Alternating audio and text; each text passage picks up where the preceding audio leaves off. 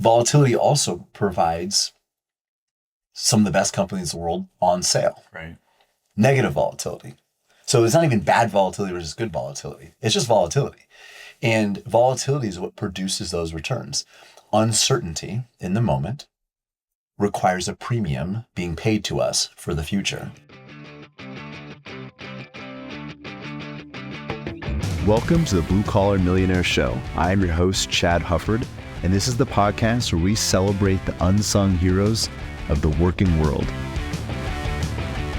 Each week, we dive into the incredible stories of honest, hardworking folks who have found financial success through grit, determination, and good old-fashioned elbow grease. So if you're ready to be inspired and learn how to turn your hard work into your own success story, you're in the right place. This is the Blue Collar Millionaire Show. Welcome back to another episode of the Blue Collar Millionaire Show. I am Logan Hufford, joined again by Chad Hufford. We started working together several years ago because we had the same last name. We figured we got to work together. This makes sense. So now we know some of the same people. Host a podcast together. Known your parents for a very long time. They're very nice folks. They are. So, okay, I'm just going to jump right into it. You texted me earlier, and you're like, we got to talk about this from Nick Murray, 100 Years of Volatility. And I know what volatility is. I don't know what the 100 years represents. But I mean, I'm pretty familiar with Nick Murray stuff, thanks to you over the years, and it's really good stuff. So let's jump into it. What 100 years of volatility? What does that mean? What's that about? Well, first of all, I think we have to define what volatility actually is, because the financial industry, our industry. Can I say what it seems like? I mean, I know kind of what the classroom answer is now after working here for a few years, but volatility is bad. It's scary. It could ruin me if I'm not careful. I need to try to avoid it at all costs. I mean, that's what I feel like. Well, what is the word that is synonymous with volatility in our world? Well, it's risky. Risk. Yeah. Yeah. And that those words are used almost interchangeably. In fact, in like client questionnaires and things like that, where people are going through an assessment, they usually call it a risk tolerance questionnaire or a risk assessment or something like that. And really it's not. It's a volatility assessment. Or if you think about it, it's an ambiguity index. Like, how much uncertainty are you willing to deal with? That's okay. Yeah. How adverse are you to uncertainty or ambiguity is really what it should be called. Yeah. But maybe an ambiguity assessment, maybe that, I don't know, maybe this doesn't sound good, but we have called risk and volatility the same thing. And so we'll go back to that, but what you said is correct. Volatility has oftentimes become the enemy. Like, that's what we should avoid. But really, people don't hate volatility. What do you mean? Well, let's just use last year as an example. 2025. I'm just going to use the S&P 500 as kind of our proxy for owning companies. We believe that you should be diversified well beyond just huge American companies, but that's the index everybody's familiar with. So the S&P 500. What is in your water, by the way? It's lemon water. Okay, I was like, you should probably wash that cup. All right. Our water filter's broken. Yeah, no, it looked a little cloudy. No, it's lemon water for my bottle, but my bottle's like 2 gallons, so it doesn't look good on camera. Okay. Got to keep the vocal cords hydrated. All right. But so last year, the S&P 500 returned with dividends reinvested almost 18%. Over the course of the year. Using the S&P 500. Yep. Okay. That's volatile.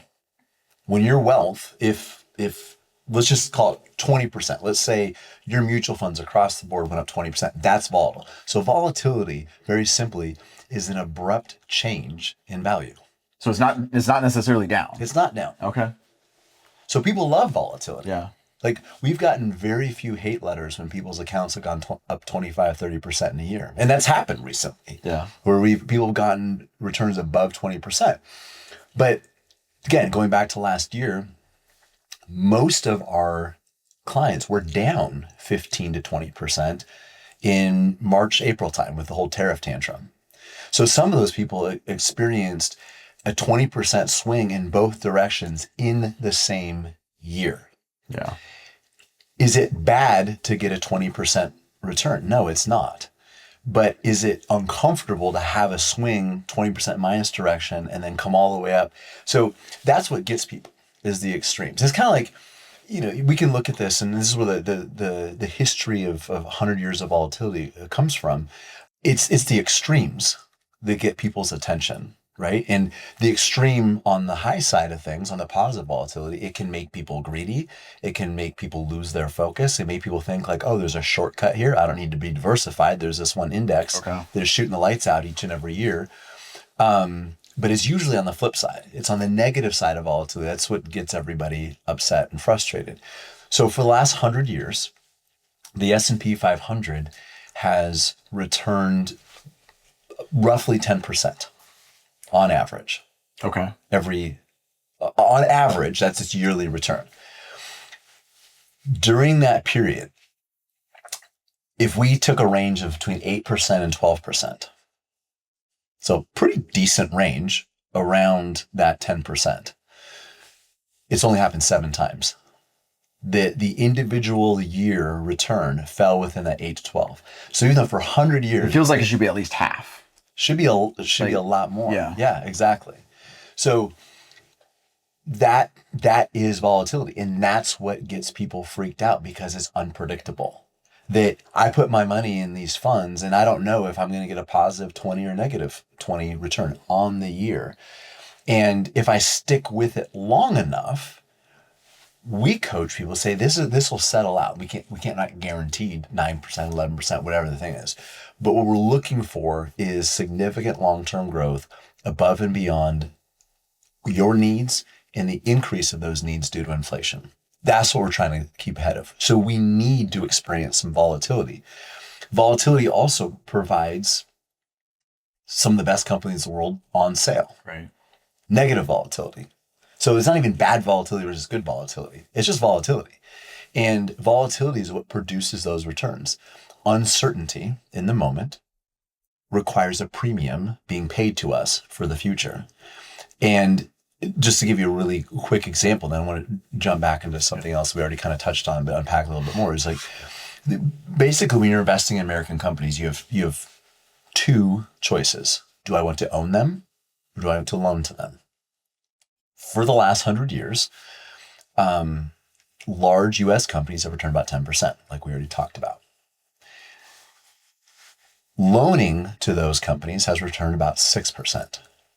But that's really not the whole story, because inflation has not been a factor, or not been factored into those numbers, because that's really the only thing that matters. So if you subtract inflation, then the real return of loaning to companies for the last 100 years has been about 3%. The real return of owning companies, the same large American companies, has been about 7%, more than double. Yeah.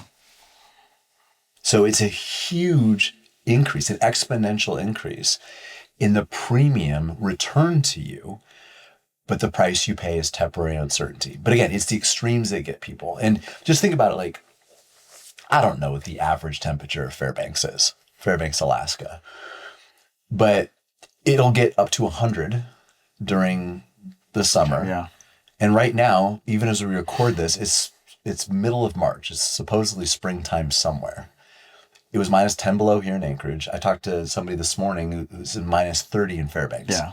Now, if you look at the average temperatures and you tell somebody our average temperature in Fairbanks is, let's say it's 60 degrees, you're going to be miserable most of the year because you got jeans, a hoodie, and a jacket on. You're well dressed for 60. It's rarely 60 in Fairbanks. Right. You will freeze to death for half the year, and then there's a few months out of the year where it'll be way too hot. Yeah.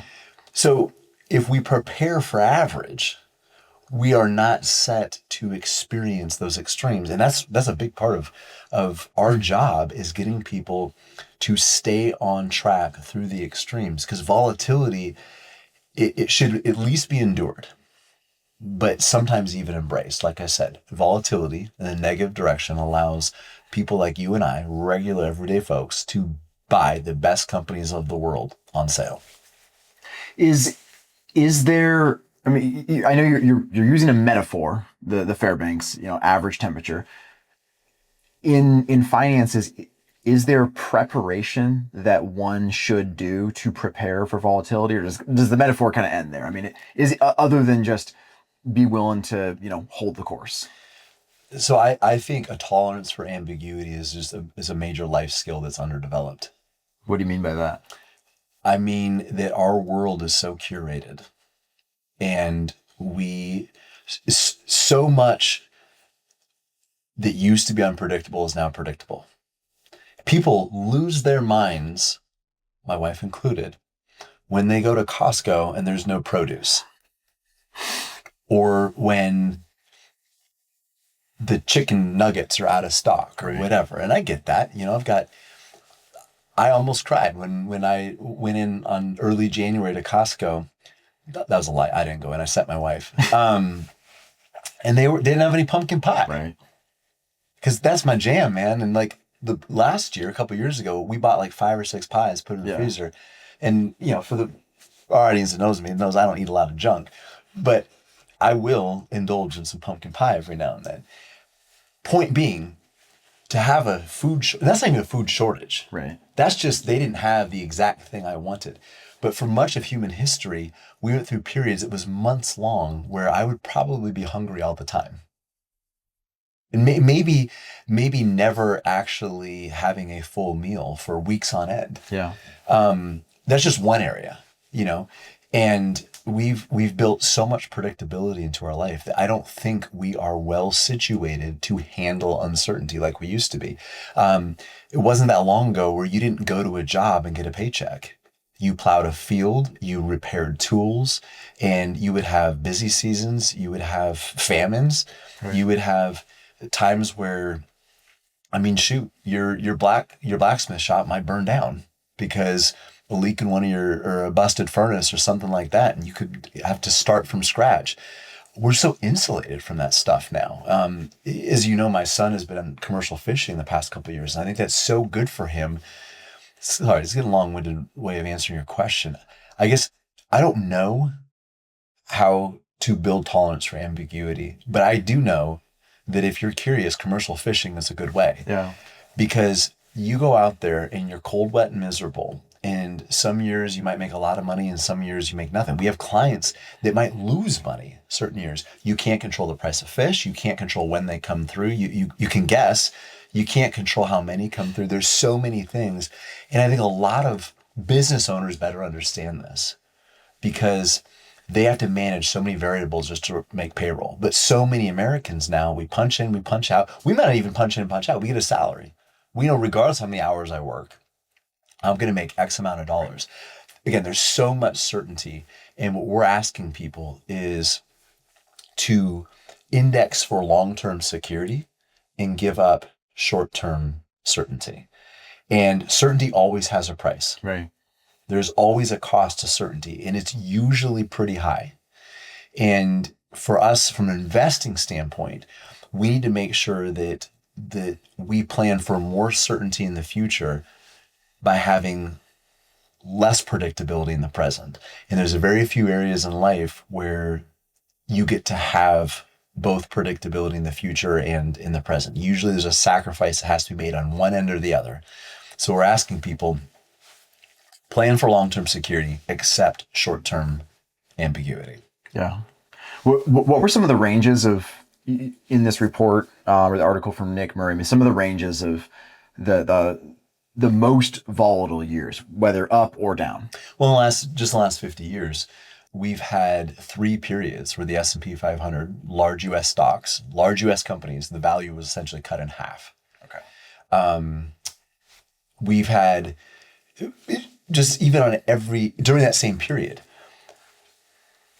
stocks usually go down on average about 15% in any given year. So that's the average intra-year decline. That means a decline within a given calendar year, on average, last 50 years or so. So it's not the end of the year that it will be that. At some point during the year, it will likely go down 15%. We probably got to be careful to say it will likely, but For the last 50 years, that's been the average decline. Okay. Some years it might be 20 something, some years it might be 5. Okay. But to your point, we often have a double-digit decline at some point in the year. 3/4 of those years are positive, but they usually experience significant negative periods. The only way to get that entire positive return is to weather all the negativity. Okay, so I'm not asking you this just to try to be a good co-host, but honestly, just I want to make sure I'm clear here. What I think I'm hearing is, looking back through the last, was it 50 years or 100 years that it was, you're likely to have visited 15% down at some point during the year. I don't know the stats on the last 100 years. But several decades. For the last 50 years, okay, the average intra-year decline, the decline within a calendar year, is almost 15%. That's average. So that's likely to have happened in any given year, and yet the majority of years have ended or have averaged 10%. Yeah. So I guess another way to look at that is, most of those years are significantly positive. Yeah. But most of those years often experience a significantly negative period. Okay. I mean, that is crazy. Because I mean, if I'm just flying by the seat of my pants, I'm freaking out every single year, because it's like, oh my gosh, it's down 15%. And yet if I stay the course, I'm likely to actually have my investments grow by about 10% every year, at least looking through history. Yeah. And to answer your question, you asked kind of about extremes. So during this period, since 1926, the extreme on the high side, I think, is about 54%. 54%. Wow. Again, that's volatile. Yeah. Very few people were probably complaining about it, but that's volatile. So 54% on the high side, 43% on the low side. That's a huge swing. That's extreme. But right now we're talking about average. Right. The average is still relatively extreme. You're talking about averaging 10+%, but experiencing minus 10+% most of those years. Yeah. So there's pretty wild swings in almost every single year. And you only get, again, 2025 is a great example, where it ended at the end of the year was almost the mirror opposite of where it visited earlier that year. But you don't get that 18% unless you visited the minus 18. Yeah. And so often our industry tries to separate the two. We treat volatility like it's the enemy. And that's the variable that we plan for. How do we reduce volatility? Well, as you and I have talked about before, and we talk with a lot of our clients is old news. One of the biggest variables that we solve for is lifetime income. And that isn't just income in currency units, it's purchasing power.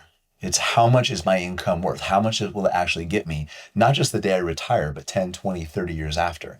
So we have to produce an income that not only lasts a very long time, but it continues to increase with inflation. So lifetime purchasing power, that's the variable we solve for, which means we have to accept quite a bit of volatility along the way.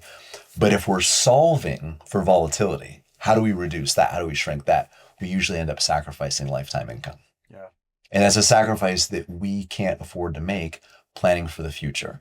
So the point of this is first of all, to share some context around that. And I want to touch on a couple of periods here, just to let people know that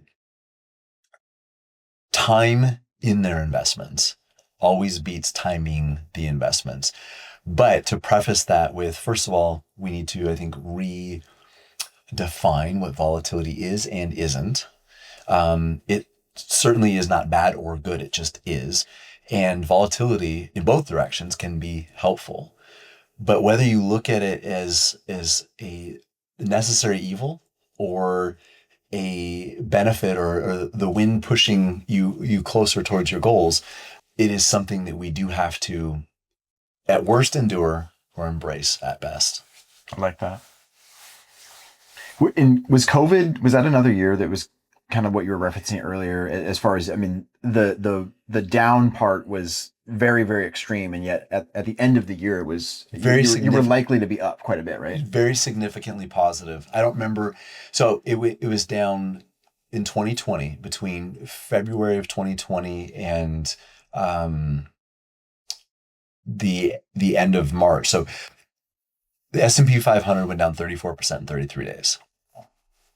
But the year ended up very positive. So many people jumped off the roller coaster sometime between February, March, April, May that they never experienced the recovery. Right. And that's where volatility gets people, is in the extremes. And you don't get the benefit if you jump out during the hard time. So Muhammad Ali had he was interviewed one time, and this was, I think it was around the time of the Foreman fight. This is before my time, so I'm not remembering this from memory, but just reading about it.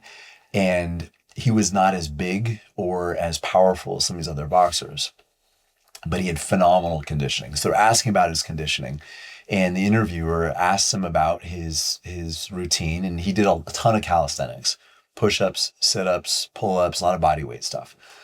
And the guy asked him, like, so how many push-ups and sit-ups do you think you do during a workout? And Muhammad Ali said, I have no idea.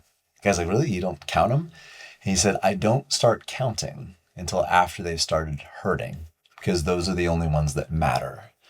And I think the same goes with investing, that the reps that hurt the most is when you're still adding to your 401k when it looks like a 301k.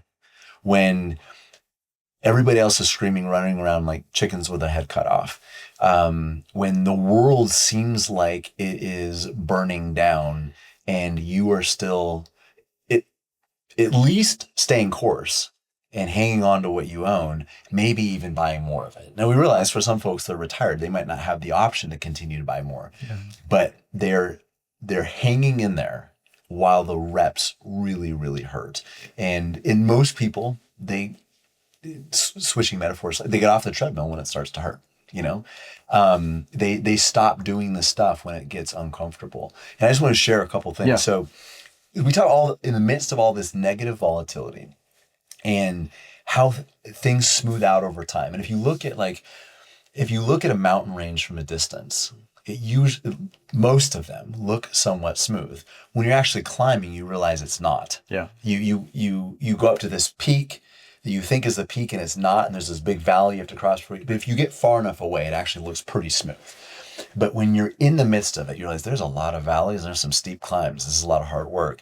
But this does smooth out. So this is why it's so hard to try to time markets, because most years have a significantly negative period, but about 3 years and 4 are positive. If we look at 5-year periods, almost 90% of 5-year periods, U.S. stocks are positive. Say that again. Almost 90% of 5-year periods. So this is going back to 1926. Yeah. So if every month since 1926, we start a new 20-year slice, which means every year has a dozen new slices. So it's over 1,000 data points. Yeah. So there's quite a significant number to test with. This is not a small sample size. 90% of those periods, nearly 90%, are positive. Wow. If we go to 10-year periods, it's actually 95%. If we go to 20-year periods, it's 100%. And that's not even a diversified portfolio. That's just looking at the S&P. The numbers are actually better if you have some small companies, some value companies, some international, because you're spreading that over more data points. You're more likely to line up closer to average. And again, we are talking about, the extremes around average. If you're watching this on YouTube, no, we are not street magicians. We didn't just change our clothes in an instant. We had some technical difficulties. We had to re-record this last bit, so bear with us. So I guess what you're saying is average is not the same thing as normal. Yeah, average can be very uncomfortable. Getting to average, I should say. I mean, just in the same sense, like if I took you from putting you in a tub full of boiling water and a tub full of ice water and said, well, it averages out to a nice bath temperature, but you're going back and forth between extremes. It can be very, very uncomfortable. And that's a big part of why we want to do this episode, Logan, is to encourage people through the uncomfortability of volatility. And number one, remind people that volatility is not the enemy. Right. If we view volatility as the enemy, we not only miss opportunities, but a lot of times we end up fighting the wrong battle. We try to stabilize the investment principal at the cost of lifetime income. We trade away long-term security by fighting the wrong dragon in the present. The other thing is volatility can actually help you. It is your friend. One of the reasons that a lot of our clients have had the returns they've had is because of volatility. It's not in spite of. If you look back at last year, the returns people got, part of that was the reward for weathering those storms. Volatility is what gets us those 8, 9, 10, 11 long-term returns. It's you cannot, if you take away the volatility, you take away the return. And I guess the other point too, along those same lines, is volatility. When it's up, nobody's got a problem with that, obviously. But when it's down, it allows people to buy some of the great companies of the world at a discount.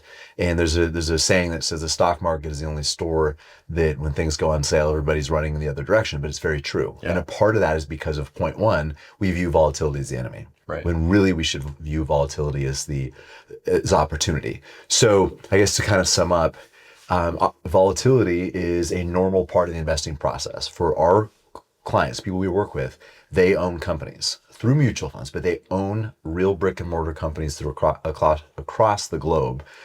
Volatility is a part of that process. It needs to be at least endured, if not embraced. Volatility is actually something that helps us push closer to our goals, not keep us back from them. So I'm sure we'll talk about this more in the future, but just wanted to give our folks a little bit of encouragement around it. We know it's uncomfortable, but it's also necessary.